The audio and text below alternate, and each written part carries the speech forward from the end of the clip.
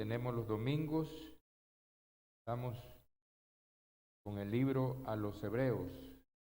Vamos al capítulo 10. Capítulo 10 del libro a los Hebreos. Bien, dice así: porque la ley, teniendo la sombra de los bienes venideros, no la imagen misma de las cosas, nunca puede, por los mismos sacrificios que se ofrecen continuamente cada año, hacer perfectos a los que se acercan. Miramos pues, como hemos venido estudiando en todos estos capítulos anteriores, hemos venido estudiando de que la ley y aquellos sacrificios, son las de machos cabríos, de toros, solamente eran sombra, figura y tipo de un verdadero sacrificio perfecto, que es el de nuestro Señor Jesucristo. Entonces no podía ser perfectos, adecuados, cabales para perdón de los pecados, solamente los cubría. Porque el versículo 2 nos dice: de otra manera cesarían de ofrecerse, pues los que tributan este culto, limpios una vez, no tendrían ya más conciencia de pecado.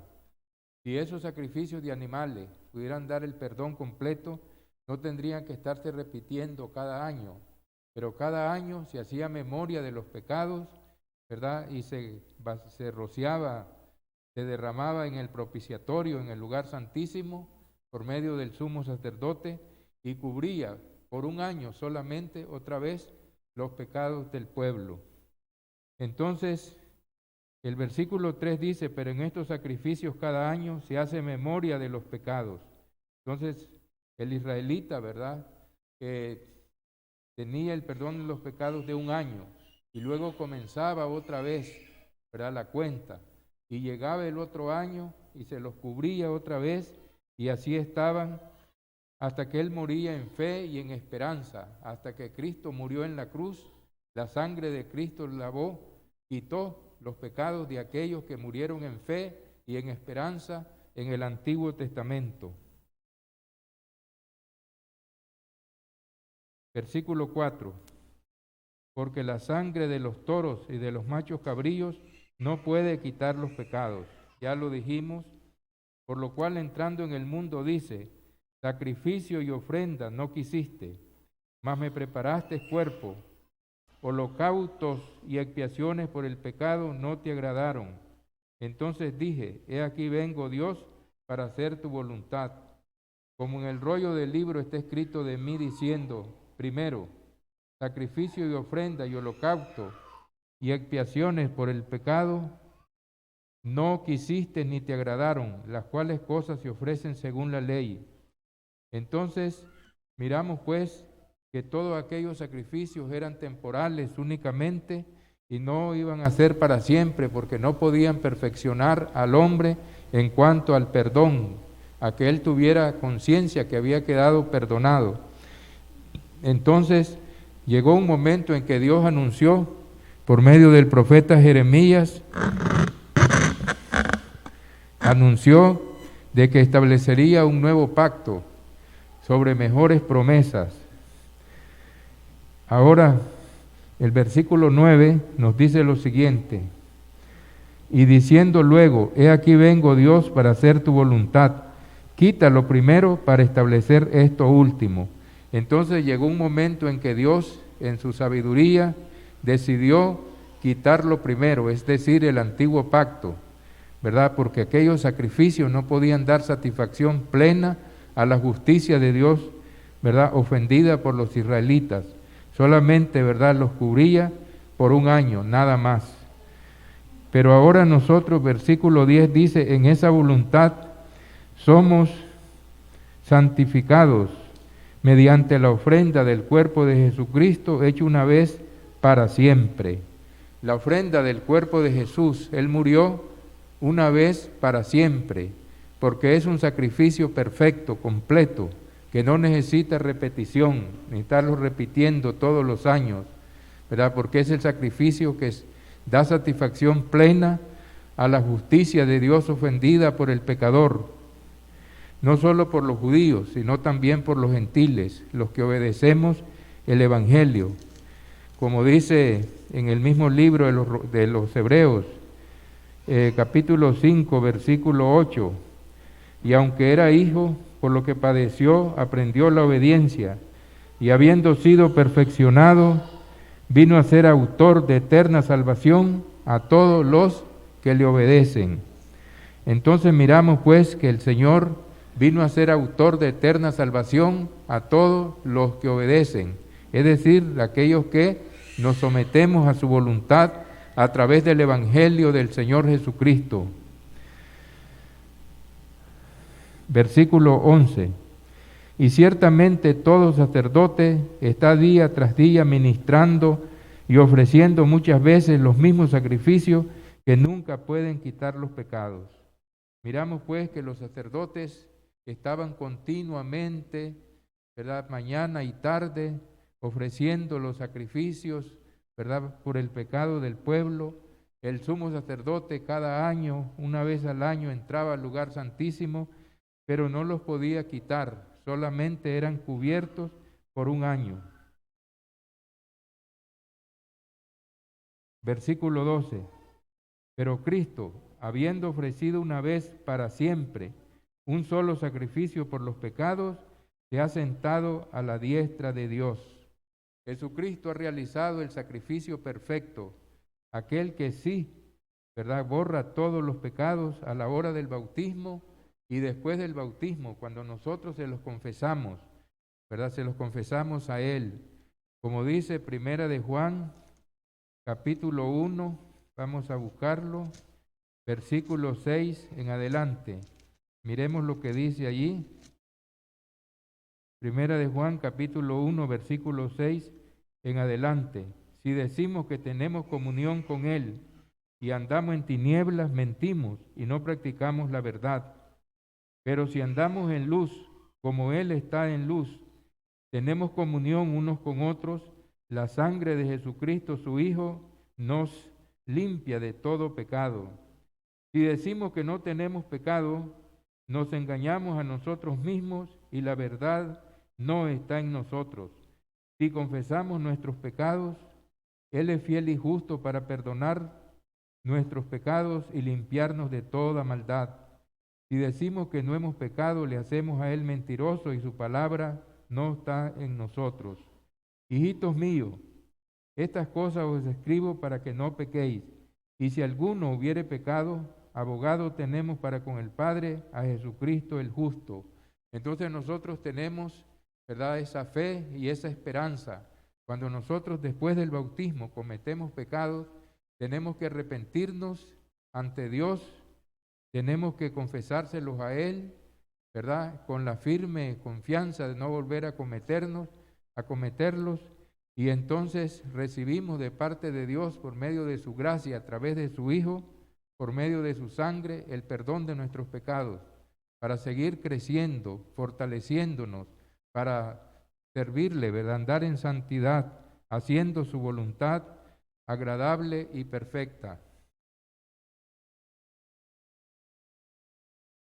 De ahí en adelante esperando hasta que sus enemigos, versículo 13, de ahí en adelante esperando hasta que sus enemigos sean puestos por estrado de sus pies.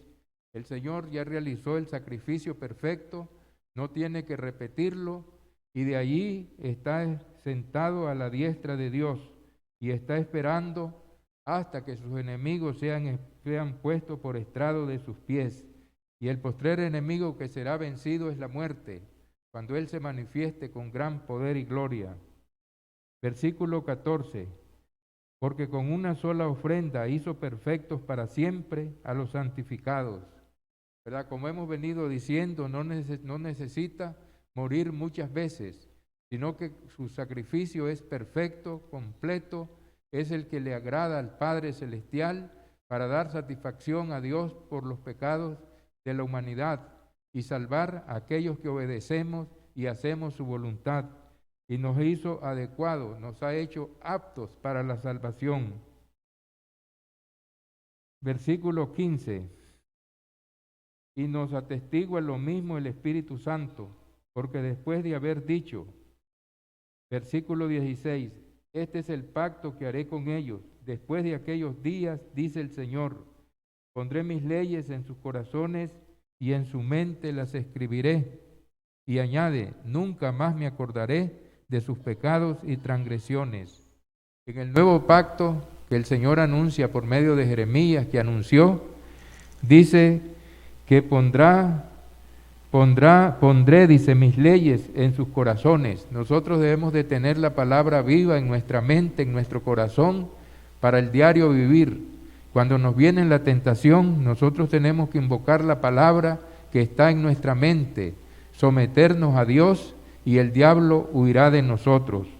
Entonces la ley de Dios está escrita en nuestra mente, en nuestro corazón, para que así la podamos vivir diariamente, haciendo la voluntad del Señor, ¿verdad? Conforme sus mandamientos, lo que Él manda para cada uno de nosotros.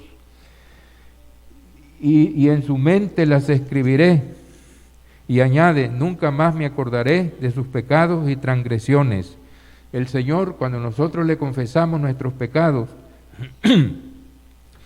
de una manera arrepentidos, contritos y humillados, Él en su inmensa gracia y misericordia nos perdona con la sangre de Cristo y nos limpia de todo pecado.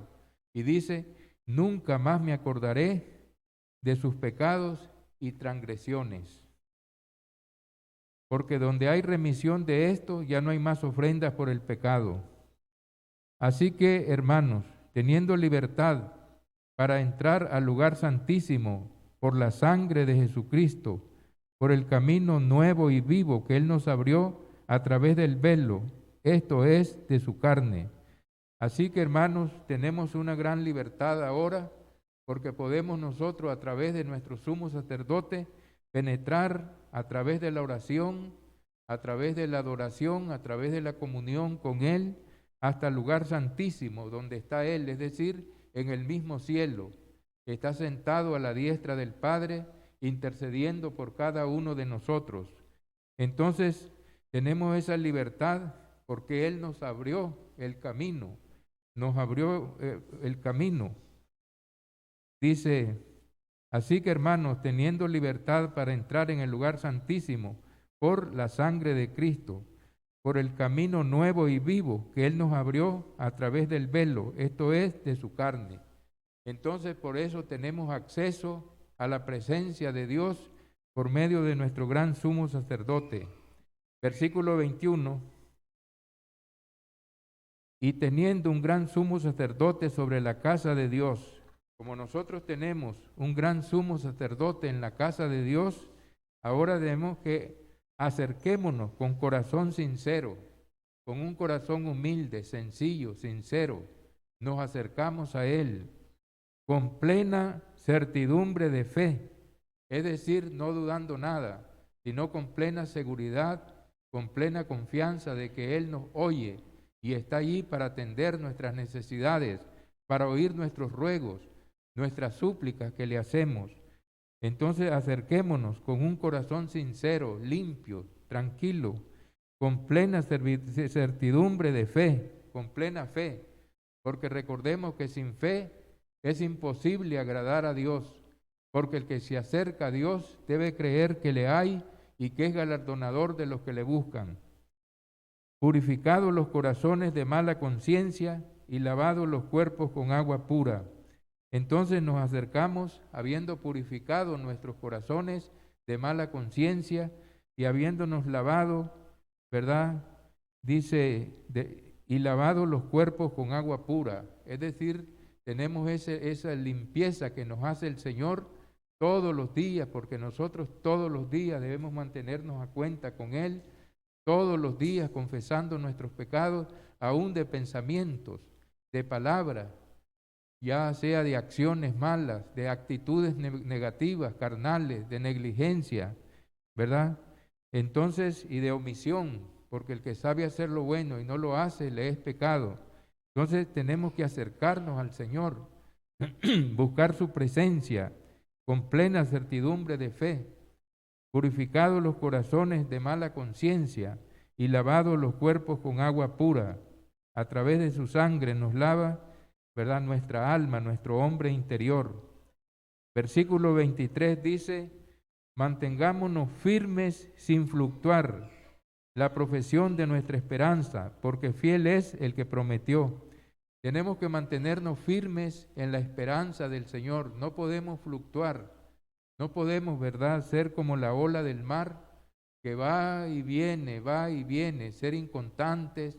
Cuando nos acordamos decimos, bueno, hoy me voy a congregar.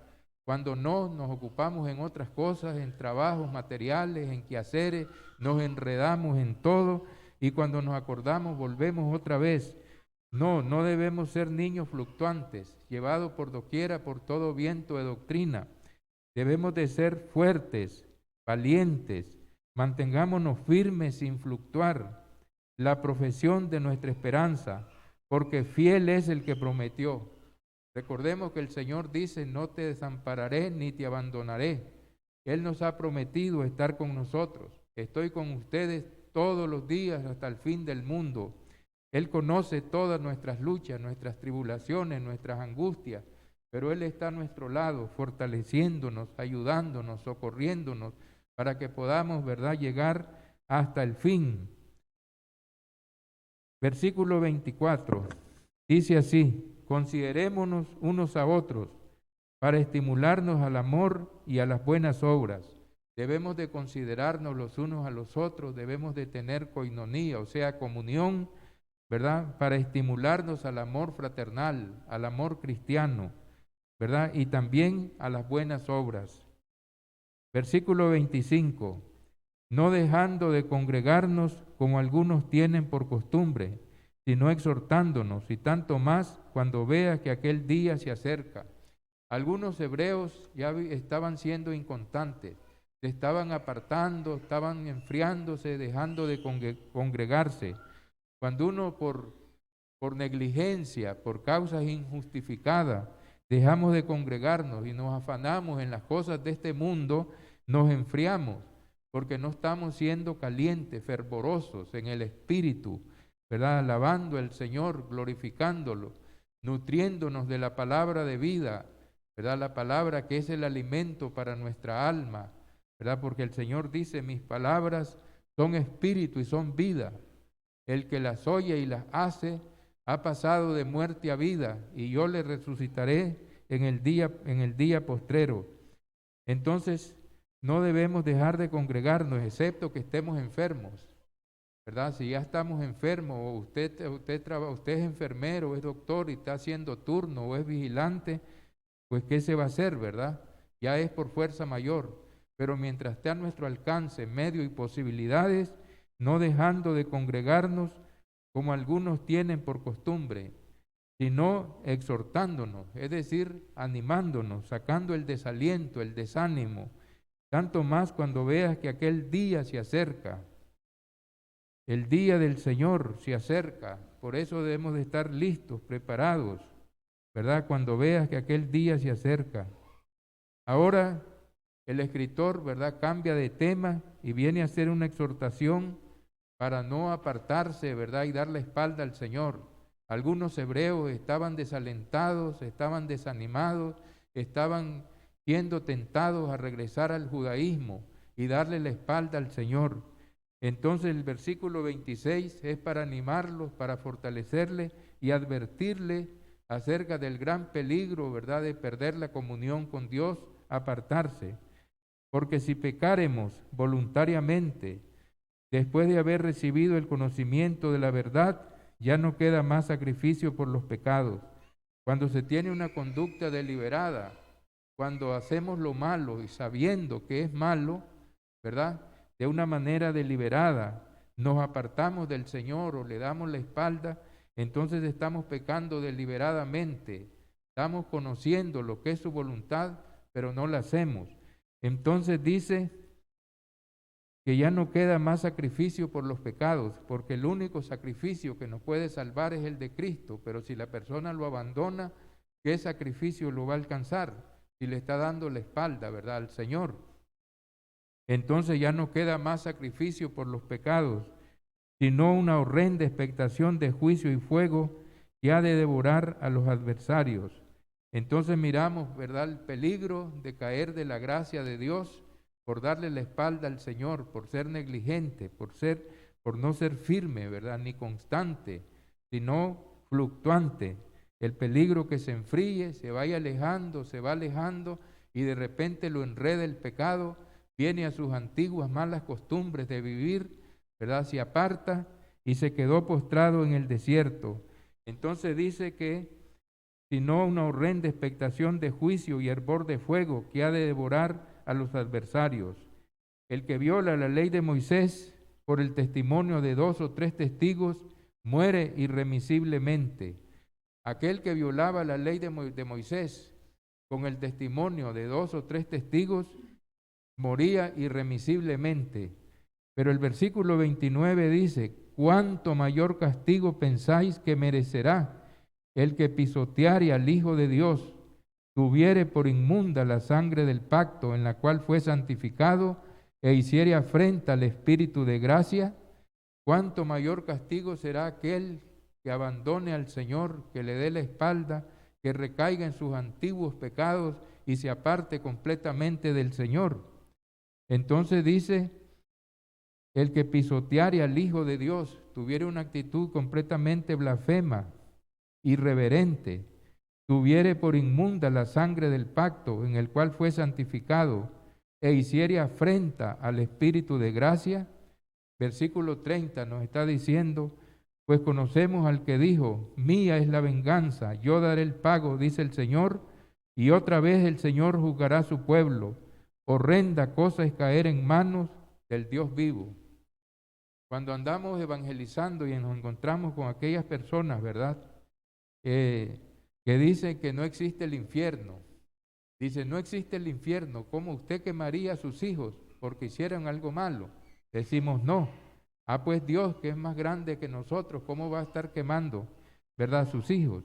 Bueno, el Señor es amor, es cierto, la Escritura lo presenta, ¿verdad? Él no quiere que ninguno perezca, sino que todos procedan al arrepentimiento. Pero también la Escritura nos dice que Él tiene una justicia perfecta y Él es fuego consumidor. Por eso dice: conocemos el que dijo: mía es la venganza, yo daré el pago, dice el Señor. Y otra vez el Señor juzgará a su pueblo. Horrenda cosa es caer en manos del Dios vivo. Entonces miramos que sí hay un castigo eterno, el cual debemos de evitarlo. ¿Cómo? Manteniéndonos firmes, sin fluctuar, poniendo a Dios en primer lugar en nuestra vida. Recordemos, ¿verdad?, lo que dijo el Señor Jesucristo: mas buscad primeramente el reino de Dios y su justicia, y lo demás será añadido. La prioridad en nuestra vida son las cosas espirituales, no las materiales. El día de nuestra muerte vamos a dejar todo, ahí se queda todo. Como dijo Job, dice: desnudo salí del vientre de mi madre, desnudo volveré. Por lo tanto, nuestra prioridad debe ser servir a Dios, hacer su voluntad, vivir de acuerdo, ¿verdad?, a sus enseñanzas, tener la ley en el corazón, en la mente, porque eso debemos de hacer primero, ¿verdad? Seguir el reino de Dios y su justicia, y lo demás vendrá por añadidura. Que no nos afanen, que no nos aparten los afanes de este mundo, las cosas materiales, ¿verdad?, los quehaceres de la vida. Que nosotros digamos: el día del Señor es del Señor, no es mío, no es de mi mujer, no es de mis hijos, ¿verdad? Tenemos otro tiempo para atender a la esposa, para atender a los hijos, pero el día primero de la semana es para atender al Señor, para servirle, para adorarlo, para glorificarlo. Versículo 32. Pero traed a la memoria los días pasados, en los cuales, después de haber sido iluminados, sostuviste gran combate de padecimientos. Perdón. Por una parte, ciertamente, con vituperios y tribulaciones fuiste hecho espectáculos, y por otra llegaste a ser compañero de los que estaban en una situación semejante. Miramos pues que sí estaban pasando tribulaciones, ¿verdad? Habían tenido gran combate de padecimientos, ¿verdad? Y fueron hechos espectáculos, llegaron a ser compañeros de los que estaban en una situación semejante. El versículo 34 dice: porque de los presos también os compadecisteis, y el despojo de vuestros bienes sufristeis con gozo, sabiendo que tenéis en vosotros una mejor y perdurable herencia en los cielos. Estaban pasando tribulaciones, pero el Estado judío los estaba persiguiendo, los estaba encarcelando, les había confiscado sus bienes, y muchos de ellos habían pasado y sufrido con gozo. Entonces le dice que no debían de perder vuestra confianza, la seguridad de creer en Dios, de hacer su voluntad, ¿verdad? No perdáis vuestra confianza, que tiene grande galardón.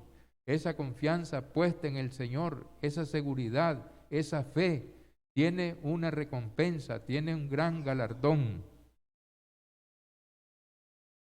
Versículo 36, porque es necesario,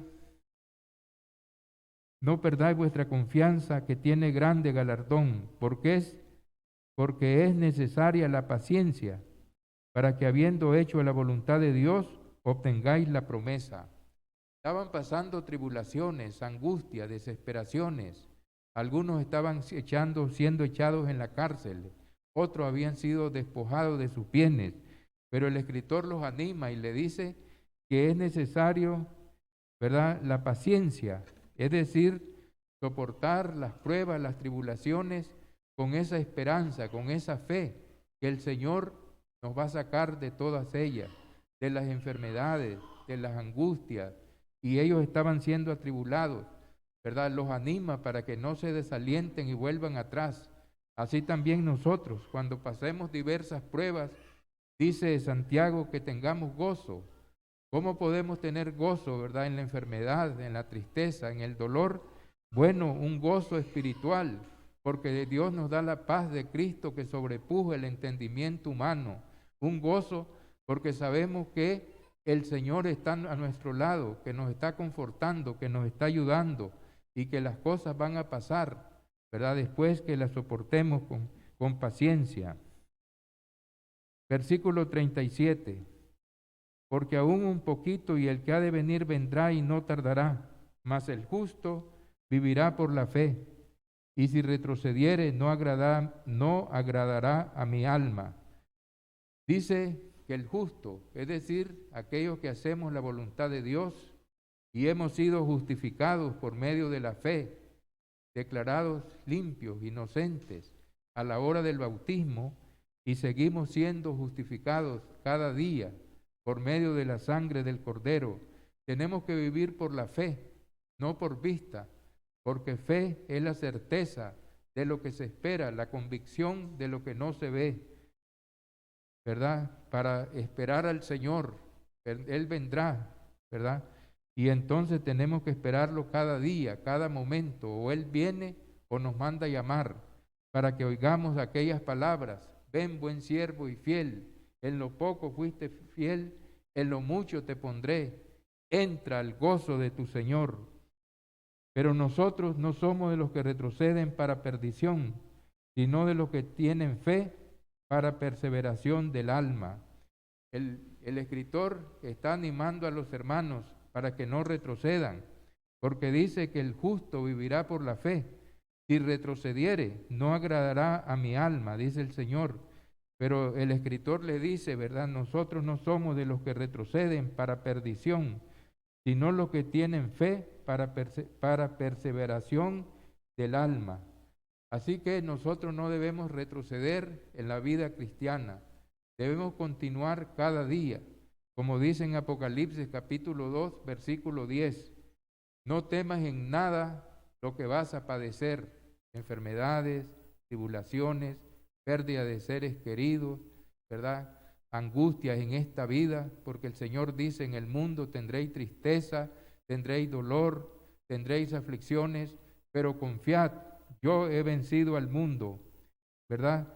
Y no retroceder, sino esperar y tener la mirada fija en el galardón.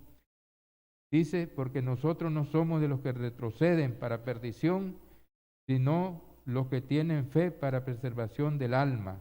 No temas en nada lo que vas a padecer. He aquí el diablo echará en la cárcel a alguno de vosotros y tendréis tribulación por 10 días. Puede ser 10 días, 10 meses o un tiempo más prolongado, pero dice, sé fiel hasta la muerte y yo te daré la corona de la vida.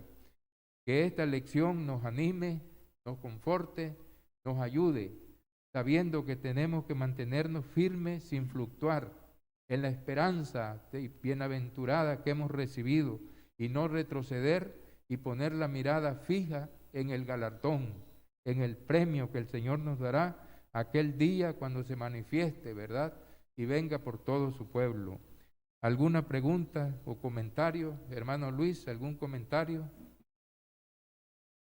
Es sorprendente cómo el escritor a los Hebreos nos dice que no nos dejemos de congregar, como algunos tienen por costumbre, pero y saber de que en ese momento los hermanos estaban pasando por grandes tribulaciones como los que mencionaba, que eran despojados de sus casas, de sus posesiones, de sus bienes. Y uno puede decir, wow, qué problema más grande. Si alguien me dijera, por ejemplo, hermano, fíjese que yo no me congregué el domingo pasado porque me quitaron mi casa, yo lo justifico completamente. En cambio, el autor de los Hebreos nos dice, no dejen de congregarse, como algunos tienen por costumbre. O sea, es increíble cómo a pesar de esas grandes tribulaciones, tenían que seguirse congregando, seguirse animando, seguirse fortaleciendo. Es cierto que algunos que estaban en la cárcel no se iban a poder congregar porque habían sido echados a la cárcel y un montón de tribulaciones enormes que cuando comparamos las tribulaciones que tenemos hoy en día con esos hermanos, decimos, nosotros no pasamos nada, la verdad. Sí. Las tribulaciones que pasamos nosotros comparado con esta gente, decimos, nosotros somos ricos, somos millonarios, estamos más cómodos que ellos, tenemos cosas más geniales y ellos pasaban por unos problemas y nosotros teniendo problemas más chiquitos comparados a los problemas de ellos, no nos congregamos a veces tan firmemente. Y eso nos tiene que llevar a la conciencia de decir, suave, ¿estoy dando lo mejor o no me estoy esforzando? Eso primero. Y segundo, la parte del versículo 25 es interesante porque dice, no dejen de congregarnos como algunos tienen por costumbre, sino exhórtense. O sea, anímense. Es trabajo de todos animarse. Es trabajo de todos exhortarse para no dejarnos de congregar. Por eso es que con la ayuda de Dios, y este también es un anuncio, vamos a implementar una nueva estrategia en el grupo de WhatsApp de la iglesia. Y cuando nosotros nos dejemos de congregar, todos los hermanos del grupo de WhatsApp de la iglesia nos vamos a exhortar, a animar a congregarnos. Porque no solamente el predicador o el staff, sino todos, dice la Biblia, exhórtense todos, dice, a no dejarse de congregar. Entonces, ese era el comentario. Muy bien. Bueno, que el Señor nos bendiga, nos guarde y que nos ayude a crecer, ¿verdad? Cada día y a ser fieles hasta aquel día que Él nos llame o Él venga por nosotros.